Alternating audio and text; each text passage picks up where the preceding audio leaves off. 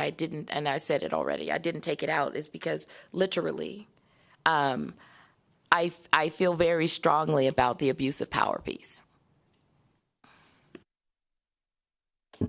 Thank you, Senator. Thank you, Chair.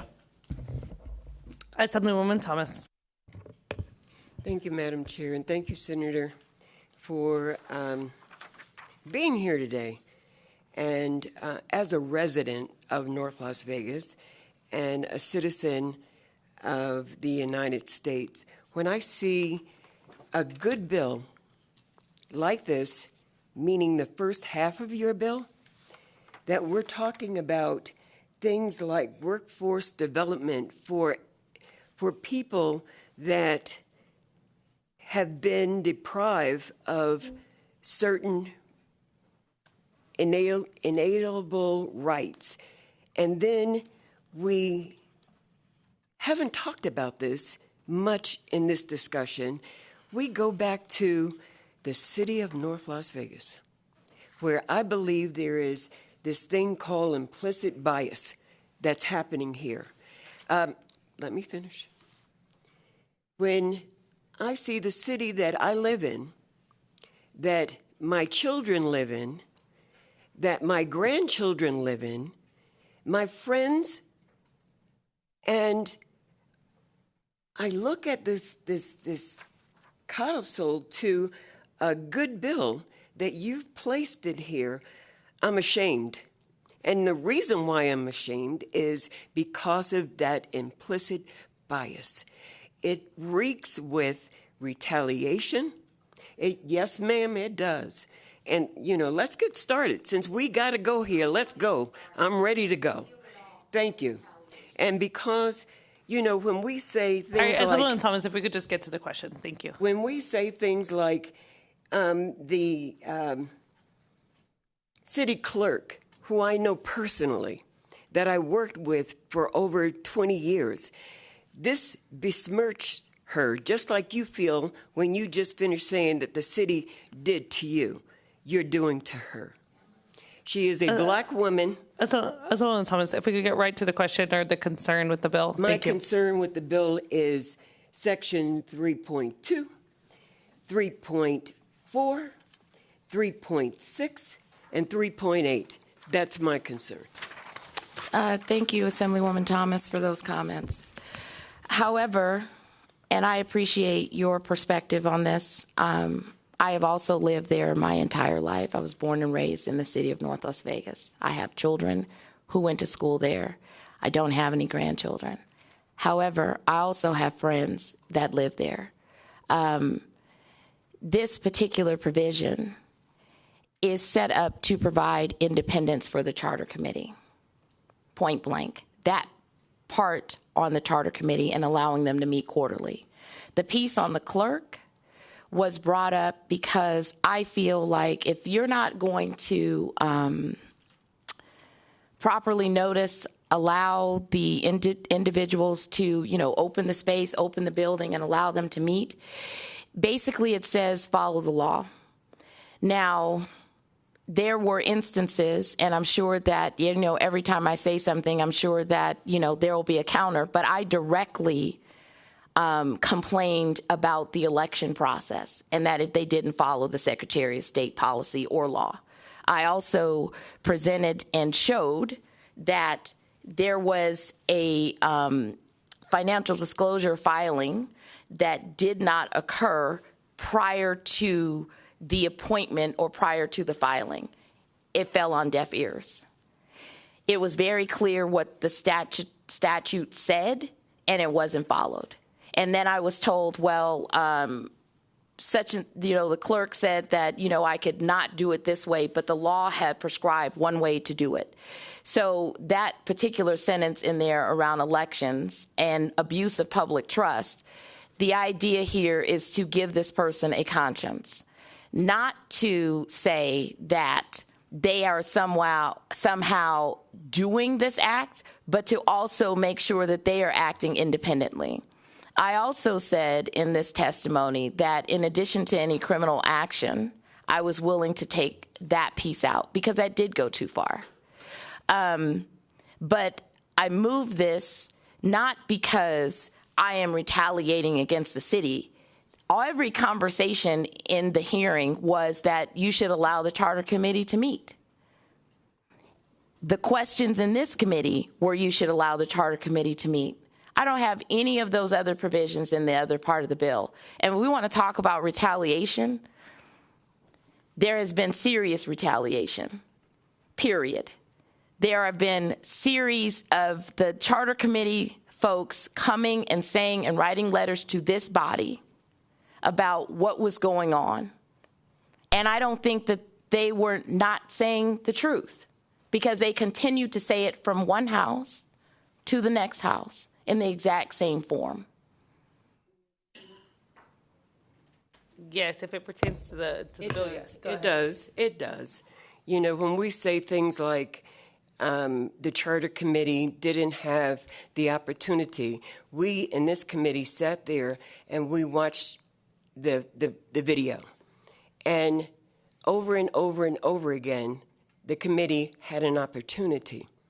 Now, when you stated something about people that were appointed to the charter committee, I also appointed a person who is a regular citizen, you know, no ties to an election, no ties to the candidate that brought forth SB 184.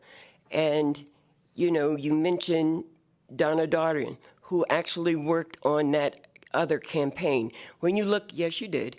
And when you look at other people that have implicit bias, I think that when I say retaliation, it's there. And that's the question that I have. Okay. You know?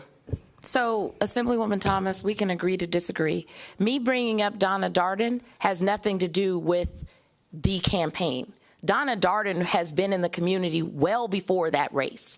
Donna Darden has actually been an upstanding person who never had anything different to say. She's actually just been a person who's set apart to try to do the right thing. None of that, none of her responses were built upon the fact that she was associated with the senator in the other house. Nor am I bringing this bill because of that campaign. So if you ride that train in this committee on the fact that I am somehow bringing legislation for a campaign that was lost, I'm going to go ahead and cut us off right now, you because need to, I don't think that it's fair that's for not us to appropriate. I'm going to cut us. That's not appropriate decorum. for you to do the things that you're doing right now. Assemblywoman Thomas, I have asked us to stop. At this time, it is not acceptable for us to get a piece of legislation and to challenge the intentions of our colleagues. That is not acceptable. That is actually a part of our rules, that it is not acceptable. And I will not allow us to if we want to ask questions about the policy of a bill, we can ask questions about the policy of the bill. But we will not attack our colleagues and their intentions. I believe that, you know, I truly do believe that when we bring legislation, and I believe this of all of my colleagues, regardless of their political party, that we bring it with the intention to better our community and to better our state. And I too believe that of Senator Neal's policies and the policies that she brings before our committee. And I think that it is unfair for us to challenge those, especially for someone like Senator Neal, who I've had the privilege of serving with and who has done so much for our state and so much for our community. And it is unacceptable for us to challenge that. If we want to discuss the policy, we can discuss the policy here today. That's what we're here to do. At this time, are there any additional questions regarding the piece of legislation before us? I do not believe there are any. Thank you so much, Senator Neal. Thank you for being with us today. At this time, I'll go ahead and move on to support for SB 246.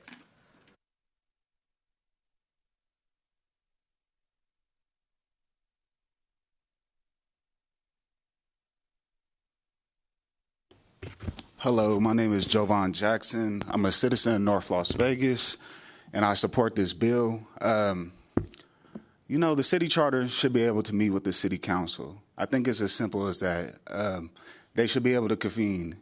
Once you take all the emotions out of it and all the politics, they should be able to meet with the city about issues that are going on in the community.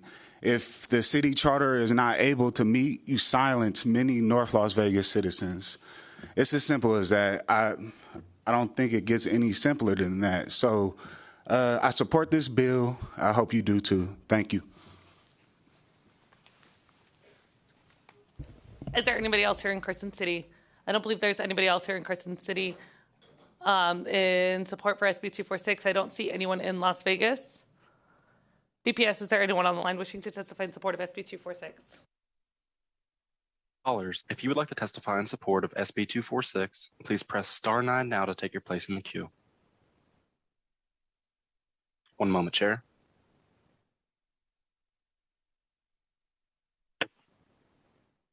Good morning, Chair and members of the committee. This is Catherine Nielsen again from the Developmental Disabilities Council. I'm going to be short. Working age people with developmental and other disabilities are among the most unemployed and underemployed segments of our society. And too often, unemployment and poverty are often accepted as an inevitable result of living with a significant developmental disability. Employment is an avenue to independence and increased socialization for all, and particularly those with developmental disabilities. We support this measure and thank the bill sponsor for her hard work.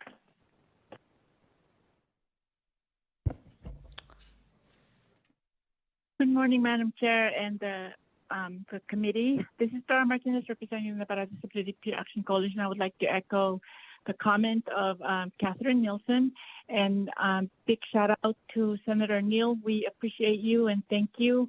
And thank you for acting like your age and not your shoe size. Take care. Have a good day.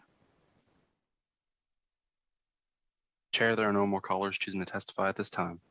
Thank you. At this time, we'll go ahead and move into opposition for SB 246.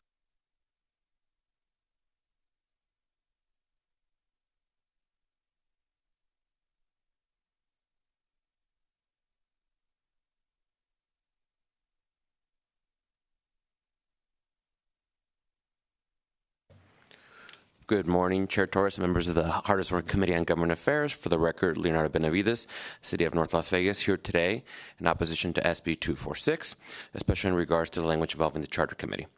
While we were neutral previously when SB 246 was in the Senate Government Affairs Committee, that has changed due to the floor amendment, Amendment 486, that added oversight powers to the City of North Las Vegas City Charter Committee, which is meant to be an advisory committee, not an oversight committee.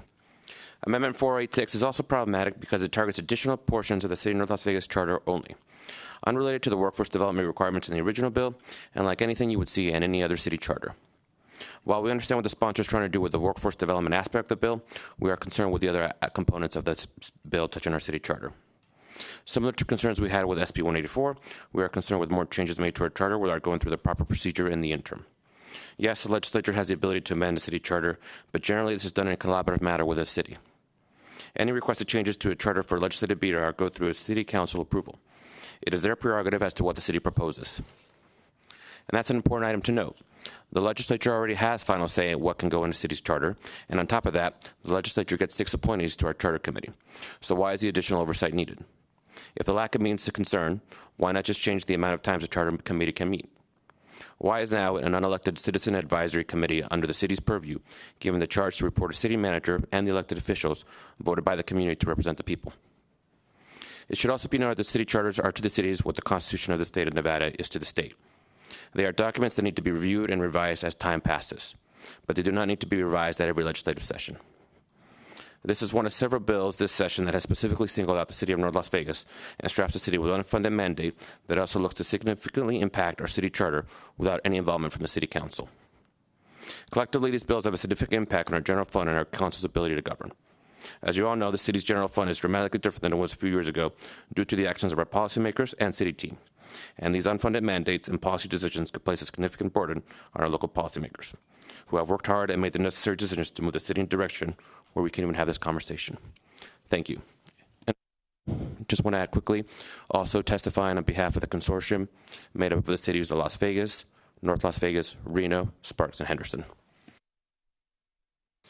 Thank you, Madam Chair and members of the committee. For the record, Stephen Wood, representing the Nevada League of Cities and Municipalities. I will keep it brief and let you know, as we have throughout this session, we stand in solidarity with the City of North Las Vegas and echo the comments that Mr. Benavides just made. We have serious concerns about the provisions of the bill relating to the city charter. Thank you. Thank you. I don't see anybody here in Carson City wishing to testify in opposition to SB 246. At this time, is there anyone in Las Vegas? I don't believe I see anyone. BPS, is there anyone on the line? Callers, if you would like to testify in opposition to SB 246, please press star 9 now to take your place in the queue. One moment, Chair.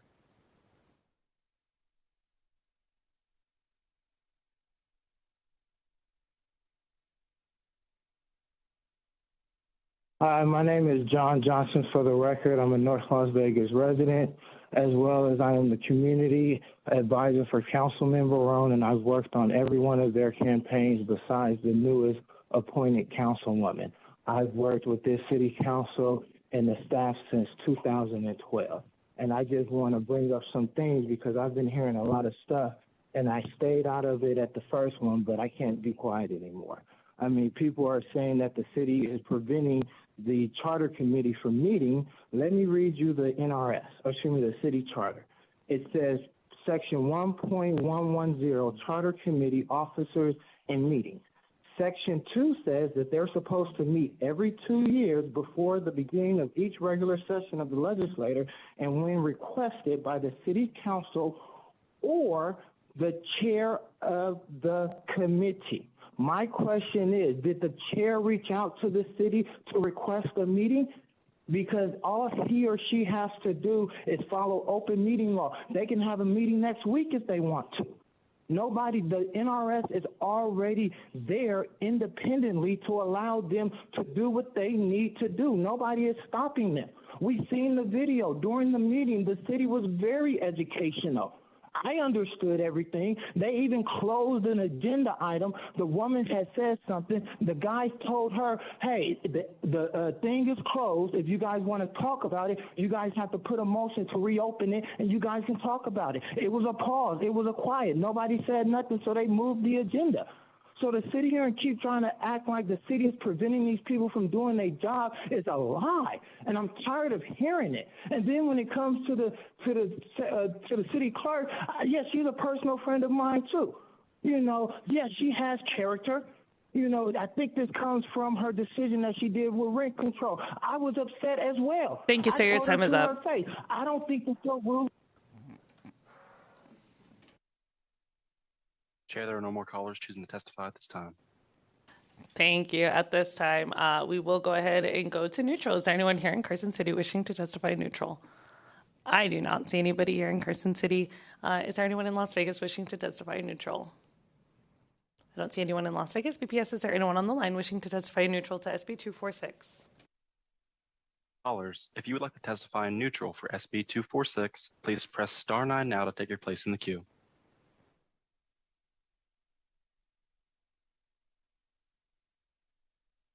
Chair, there are no callers choosing to testify at this time. Thank you. At this time, we'll go ahead and invite the senator for any closing remarks.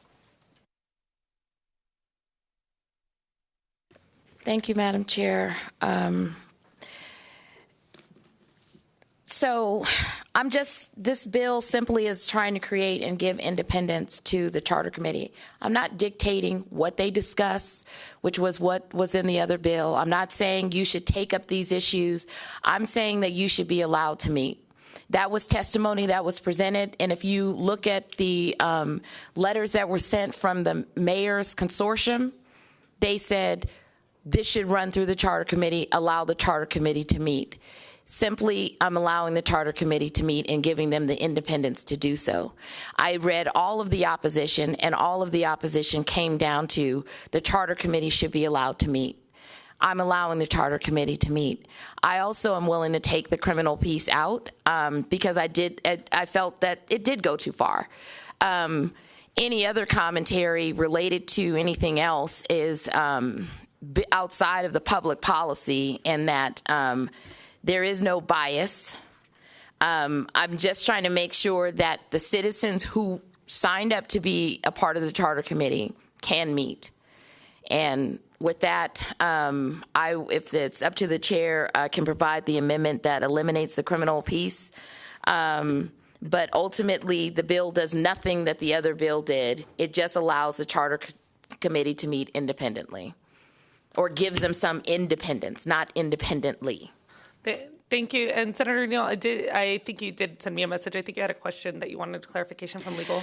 Yeah, so I don't know if Mr. Killian can further break down that I'm not dictating issues that your charter committee take up, but I'm actually trying to provide them some independence so that they can meet and then work with the council and on 4 issues that could be brought to them to discuss.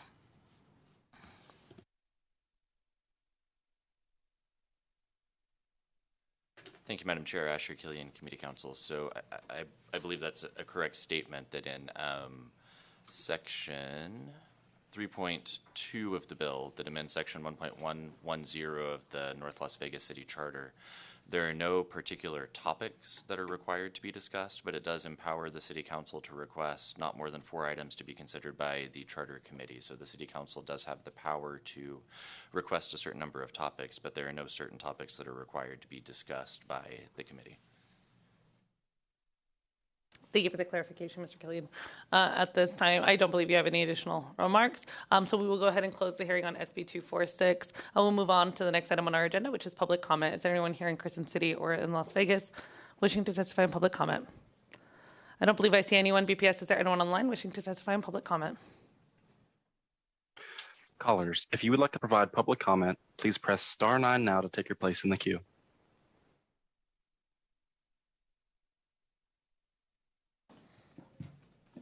Chair, there are no callers choosing to provide public comment at this time. Thank you. At this time, members, any additional remarks before we adjourn? All right, let's go ahead and adjourn. This meeting is adjourned. I'm sure we will reconvene at some point in the next couple days.